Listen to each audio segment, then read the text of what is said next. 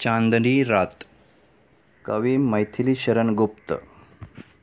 चारू चंद्र की चंचल किरणें खेल रही है जल थल में। स्वच्छ चांदनी बिछी हुई है अवनी और अंबर तल में। कवि कहते हैं कि चारू चंद्र, चारू मतलब सुंदर चंद्र की यह चंचल किरणें जल और थल मतलब जमीन और जल के साथ खेल रही है। स्वच्छ चांदनी मतलब चंद्रमा का निर्मल प्रकाश। अवनी, अवनी मतलब पृथ्वी पूरे अंबर तल मतलब पूरे नभमंडल में फैला हुआ है। चंद्रमा उन्हें प्रकाशित कर रहा है। कवि आगे कहते हैं, पुलक प्रकट करती है धरती हरित तृणों की नोकों से। मानो झूम रहे हैं तरु भी मंद पवन की झोंकों से। कवि कहते हैं कि यह धरती, यह पृथ्वी, यह पुलक प्रकट कर रही है मतलब वह बहुत खुश है। पुलक मतलब खुश। अपनी यह प्रसन्नता पृथ्वी हरी हरी घास के नोकों से प्रकट कर रही है।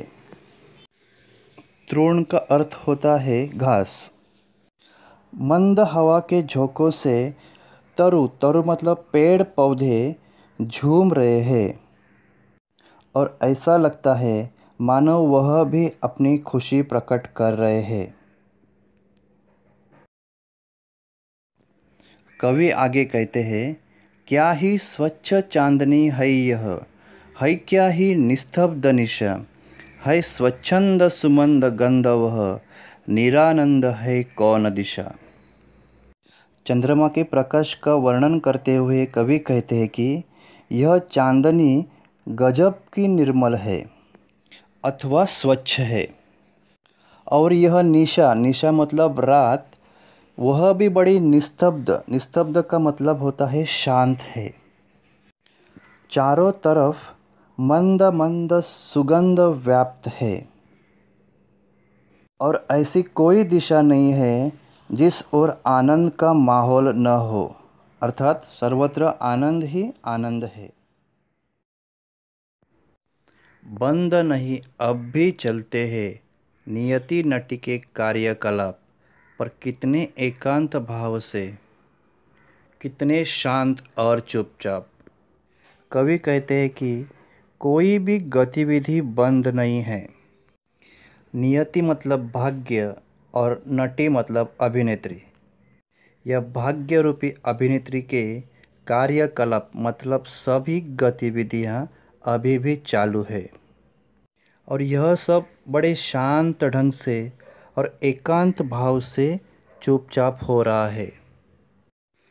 कवि आगे कहते हैं, है बिखेर देती वसुंधरा मोती सबके सोने पर।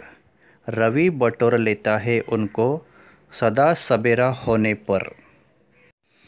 जब सब लोग सो जाते हैं तब यह वसुंधरा, वसुंधरा मतलब पृथ्वी, आकाश में चांद और तारों के रूप में मोती बिखेर देती है। और जब सुबह होती है तब रवि, रवि मतलब सूर्य, इन सब मोतियों को हमेशा के लिए बटोर लेता है। मतलब सुबह होते ही आकाश में चांद तारे लुप्त हो जाते हैं, अदृश्य हो जाते हैं। कवि कहते हैं, और विरामदायिनी अपनी संध्या को दे जाता है। शून्य शाम तनु जिससे उसका नया रूप छलकता है। इस प्रकार यह सूर्य सुबह होने पर बटोरे हुए यह चांद और तारे रूपी मोती शाम को उसे विराम देने वाली मतलब विश्राम देने वाली संध्या को दे जाता है। कवि के कहने का मतलब यह है कि शाम होते ही यह चांद और तारे आकाश में फिर से चमकने लगते हैं।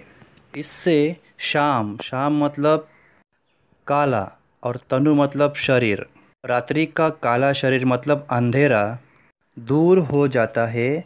रात्रि की कालिमा प्रकाशमान हो जाती है और इससे उसका नया रूप झलकता है।